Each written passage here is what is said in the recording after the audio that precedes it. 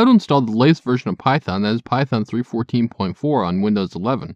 First, you need to go over to Google and search install Python. You want to click on the first link that comes up from python.org, that being the one that says download Python. On this page, click on the yellow highlighted text after the words get the standalone installer. Once it is finished downloading, I will click on it up here. That will bring up the program that will help you install Python. You want to check add python.exe to path, because that will make it easier for you to run Python code from the command line. You will also want to check use admin privileges when installing py.exe. Next, click on customize installation. Since all the options are selected here, click the next button.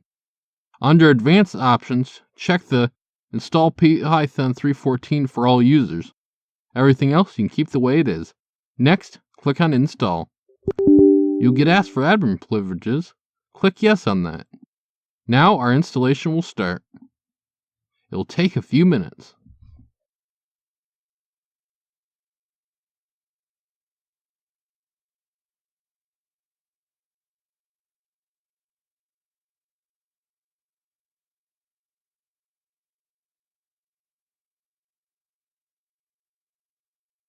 Once your Python installation was successful, you can simply close this window. Now, if you open up your command prompt, in the command prompt, if you type python base -- version, it should bring up Python 3.14.4. If you want to run some Python code on the command line, you can simply type Python. Then you can run some simple code like print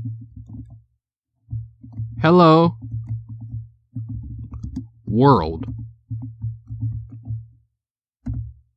This has been Jakubication. Like and subscribe to learn more.